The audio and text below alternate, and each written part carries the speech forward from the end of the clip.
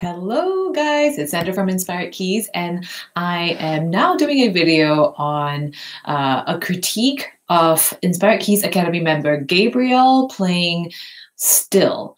And this is a really awesome song, and Gabriel has sent me a very short 1-minute clip of it. So I'm going to play that, and then I'll give some comment about it.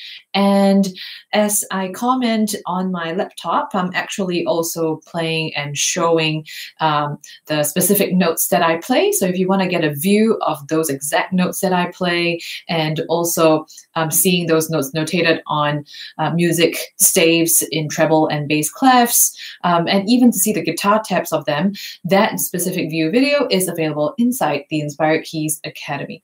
So let's get started. This is Gabriel playing the his recording of Still. So let's go ahead and do that.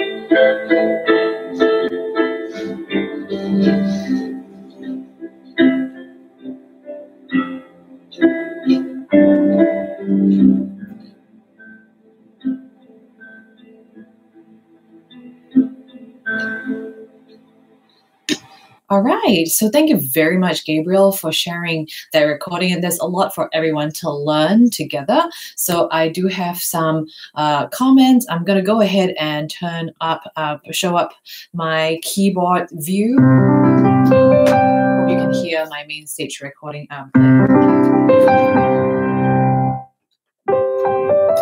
Okay, great. So hopefully you can hear all of that. Great. So first up, the tempo was a little bit inconsistent at the start. So I will say that it only really stabilized at the da da da da da chorus section, but at the front part, it's kind of like no one really knows where you are. So the tempo was a little bit too inconsistent. It almost sounds like you well enough. And so what exactly is correct? Well, you got to be able to play in such a way that someone else is able to sing with you. So if you have a singer and you are a Hillsong, I think it was Hillsong, right? That Hillsong's original recording does it. So you want to be able to play in a way where people know at which part of the music you're at. So that's a foundational thing at the start that was missing. In fact, I kind of struggled to even identify if the front part was the intro or was the verse or some free worship chords. It was kind of ambiguous. So that's one. And then the other one would be that there was some wrong length of chords, as well as wrong chords itself at the start. So I'm just going to go ahead and play again, and then let's hear the opening.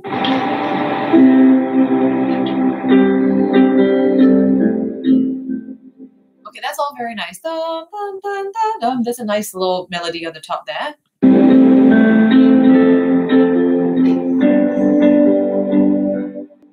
Okay, so if I'm not wrong, the song goes like...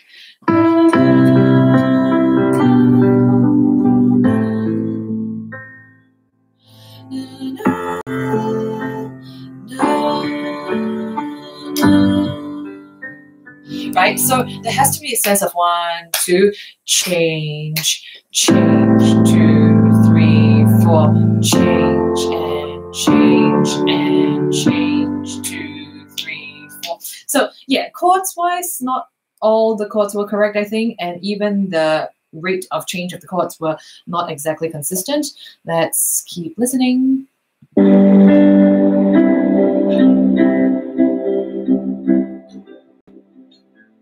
Yeah, so even that part was kind of like na na na na. It was meant to be just a kind of really short C major chord. Na, na, na, na,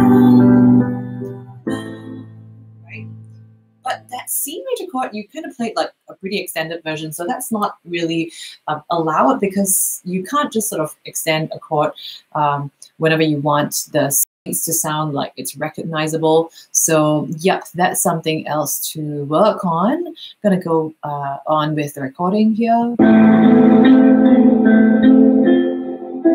Yeah, you know that little, let me just turn on my app again so you can see what I play.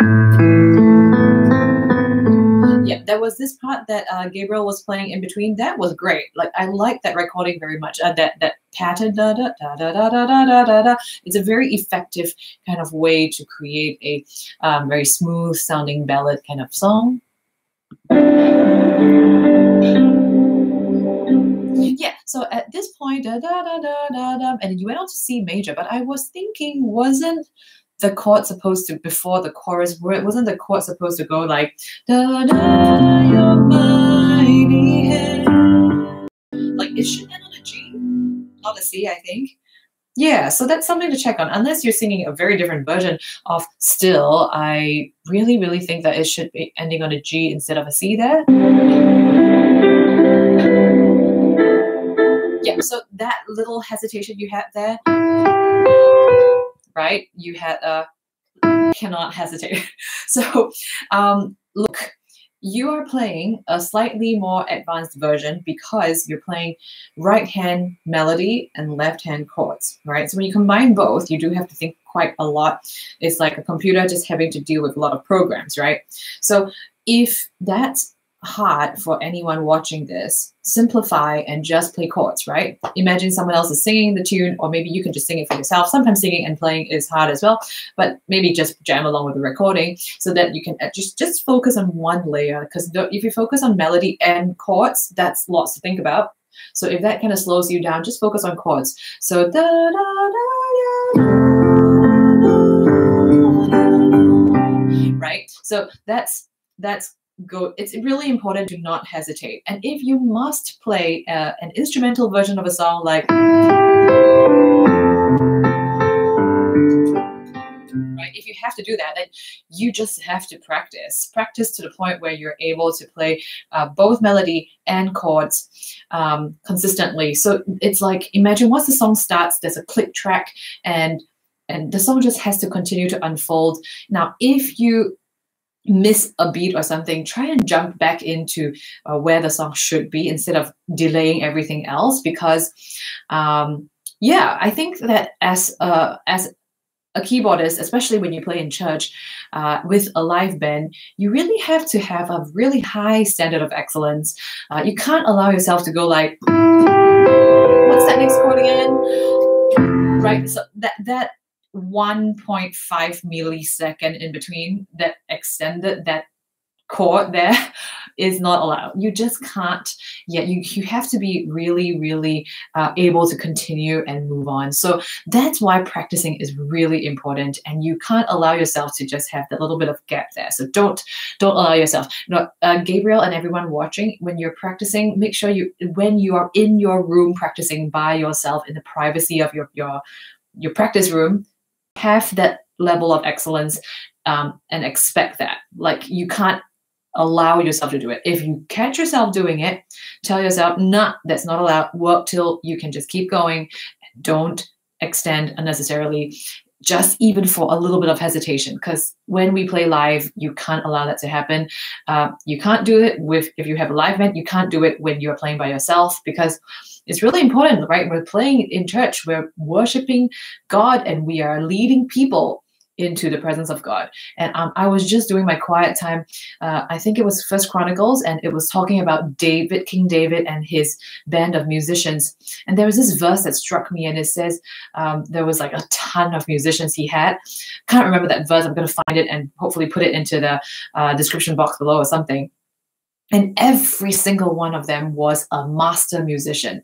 And when I read that, I was like, wow, you want to be a master musician. You want to be someone who is really excellent to serve the King of Kings. And yeah, it's just really important not to stop and unnecessarily to hesitate and think.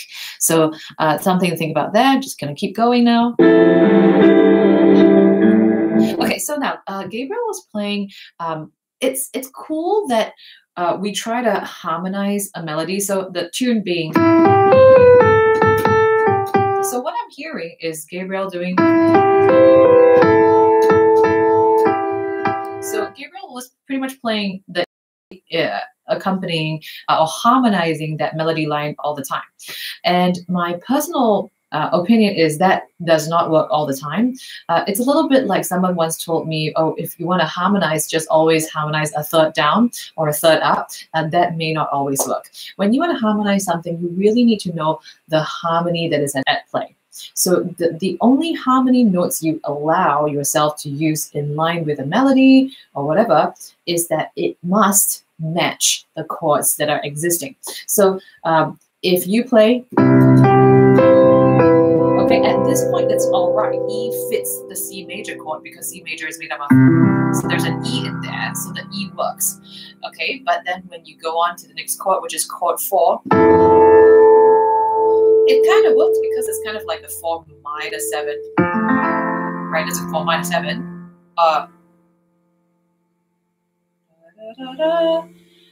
Well, it's F major 7 on my screen, but it is a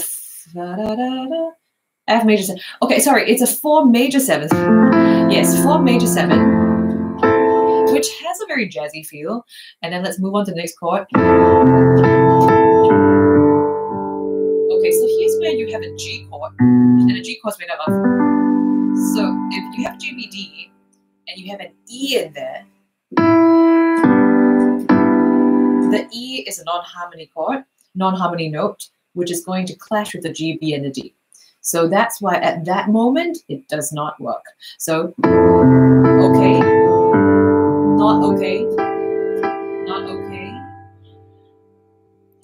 If it's C, it's okay. If you go on to A minor, it's okay. But what I'm trying to teach here is you can't just like decide on any note you want to harmonize with. You've got to choose notes that match or gel with the harmony at play at that moment of the song.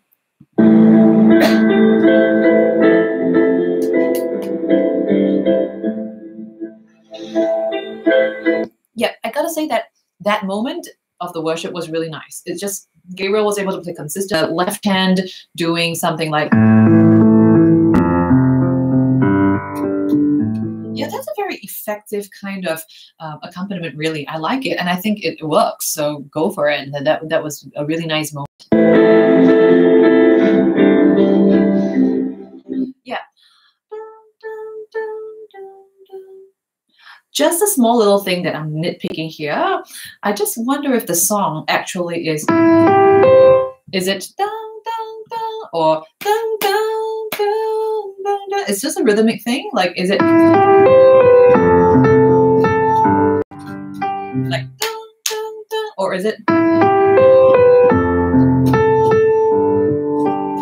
which is dun, dun, dun, dun, dun. So that's very different rhythms. So something to think about. But if you're kind of improvising, that's all right. So this is just a small thing that I'm just kind of bringing out, and something to pay attention to if you didn't think about it already.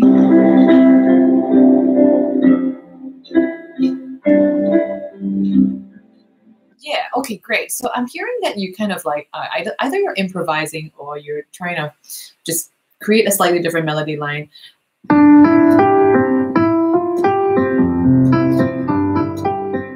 Yeah, it's kind of like a cool, like, improvised version of the original tune, which is "We Still Know You Are God." Yeah, so I thought it was quite nice, actually.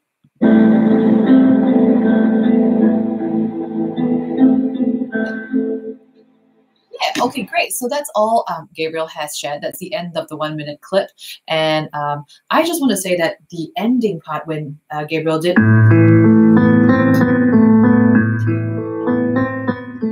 yeah, I thought that accompaniment pattern was really good. Like, it was effective, and I would absolutely use that myself. So that's let me just check that I've gone through everything I wanted to say. Yep, I did talk about what I wanted to say. So I'm just going to look through what exactly Gabriel added to this recording. I'm not sure how to apply the piano accompaniment as well as moments in prayer that people can still hear it, but won't make it too melodic. Okay, great. So Gabriel is asking a question that is very specific, not just like an instrumental version of a song.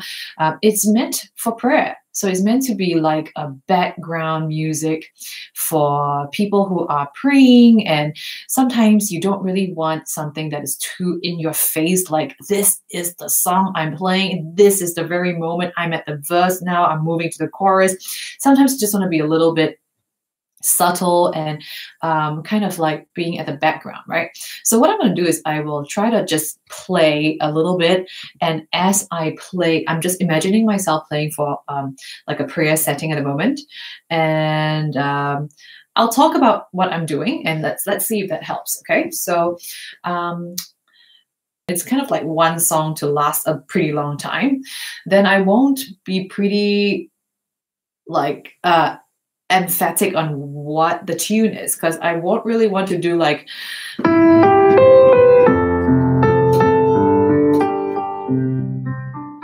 that's a bit too in your face, right? Like too obvious where the music is. I might actually do something that's more like chords and slip in a little bit of the melody sometimes.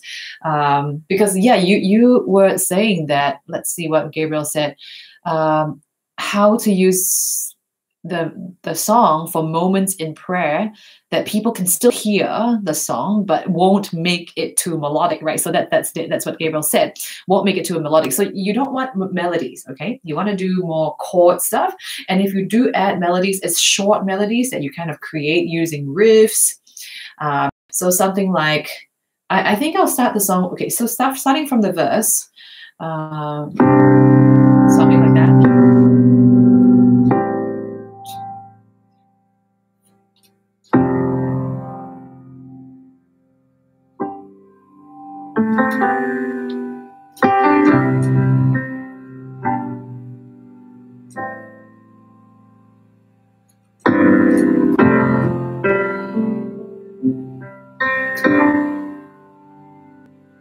Maybe verse again. And in my brain, I'm actually thinking of the tune. Da, da, da, da, da, da. So have a sense of pulse, have a sense of where you are in the song.